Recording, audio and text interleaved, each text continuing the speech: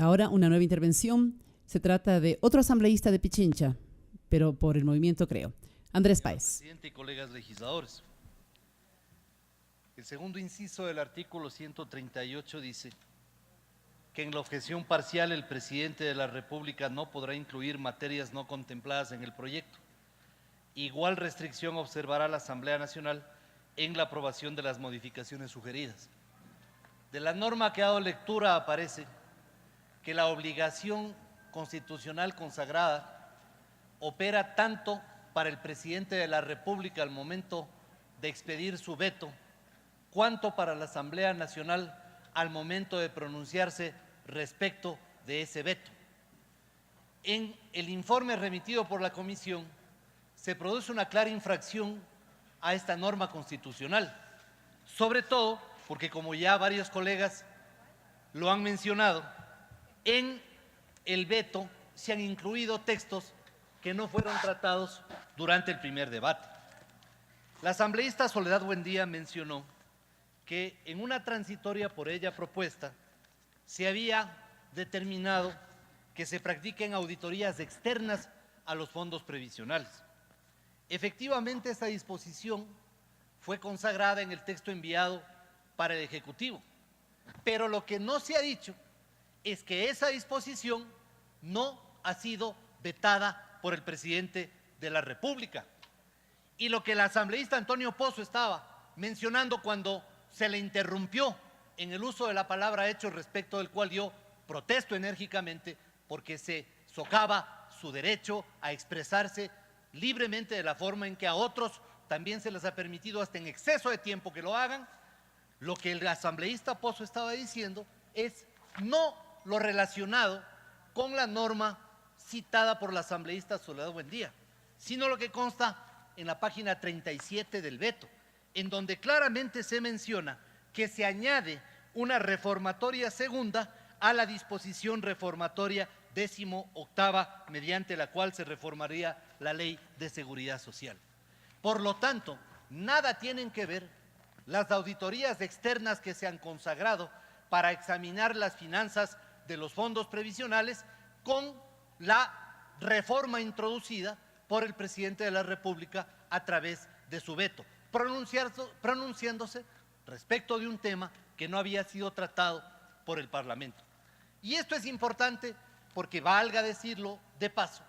que los fondos previsionales han venido siendo auditados desde el año 2009 permanentemente por la auditoría, por la Superintendencia de Bancos. Y en segundo lugar, porque por la normativa dictada por la Superintendencia de Bancos, estos fondos cada 2 años tienen que nombrar un auditor externo aprobado por esa misma superintendencia para que examine sus balances y sus cuentas. Pero, ¿qué es lo importante de este texto inconstitucionalmente añadido por el presidente en su veto? De que aquí se hace expresa mención a los fondos complementarios previsionales, tema que no está desconectado de otros contenidos del Código Monetario, por ejemplo, aquel que versa respecto de la emisión de dinero electrónico, sobre lo cual hay que hacer algunas puntualizaciones. La primera, de que el dólar es un instrumento de cambio, no es una moneda llamada a respaldar ningún tipo de operación. Por lo tanto, la emisión del dinero electrónico en dolarización es simplemente, desde el punto de vista técnico, improcedente. Ahora bien, se dirá también que respecto a los fondos previsionales, lo que el Estado se hace cargo es de administrar dinero que está en manos de terceros y que está en créditos, por supuesto. Pero en el Código Monetario no se menciona que el Estado podrá cobrar acreencias a través de dinero electrónico, lo cual significa que el Estado, para cobrar esas acreencias, lo va a hacer en dinero en efectivo para apropiarse de la liquidez que tienen esos fondos. Ojo, el hecho de que estén en manos de terceros,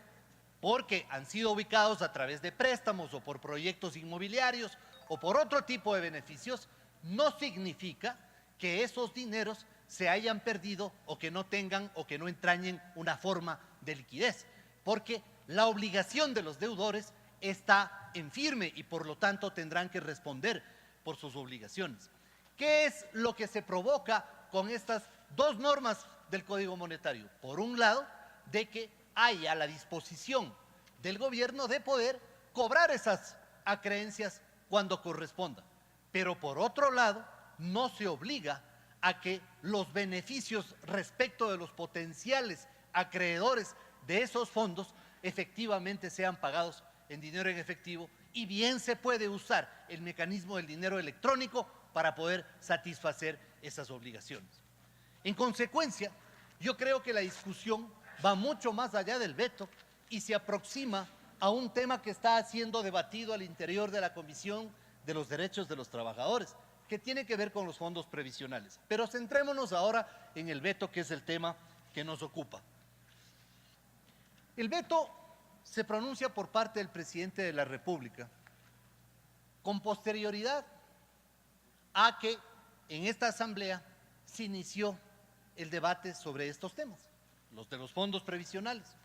Y ese debate se dio luego de que la Asamblea Nacional había ya conocido el contenido del proyecto del Código Monetario, lo cual significa que esta conexión nos conduce a pensar que hay un grupo de normas que están entrelazadas en sus contenidos y que se busca que entren en vigencia de manera que puedan unas y otras cumplir con un objetivo determinado. Yo tengo una honda preocupación respecto de esto de la emisión de dinero electrónico, que según algunos expertos podría ser interpretada como una forma de emisión inorgánica, es decir, emitir papeles que dicen dólar pero que no significa que efectivamente representen dólares para poder intercambiarlos en el mercado al mismo precio. Esta preocupación me conduce simplemente a reflexionar sobre la necesidad de que, primero, la Asamblea Nacional, conforme lo manda la Constitución, actúe en el marco que ese cuerpo normativo lo señala, es decir, que no sea parte de las disposiciones de la Constitución que señalan que los legisladores tienen que acoger y cumplir inobjetablemente todas las normas contenidas en la Carta Fundamental. En segundo lugar, que la Asamblea Nacional exija del primer mandatario que también se sujete a la Constitución y que no se incluyan normas adicionales a un texto que ha sido previamente aprobado. Y en tercer lugar, que la Asamblea Nacional, conforme la norma constitucional con la cual comencé esta intervención, también se exima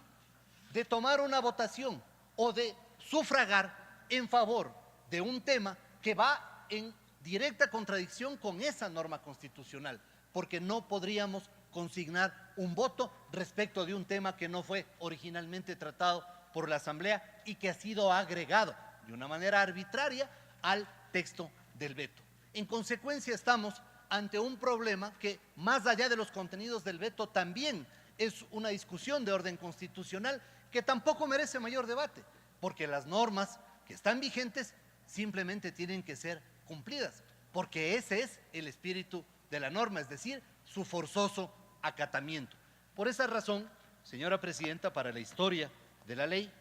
anticipándonos, como ya lo hemos hecho respecto de la votación de este veto, para la historia de la ley quiero dejar consignando que tanto el presidente como la Asamblea Nacional no pueden apartarse de una norma constitucional y que los legisladores no pueden sufragar respecto de un tema que está en franca contradicción con la norma fundamental. Gracias. Era la intervención, los puntos de vista que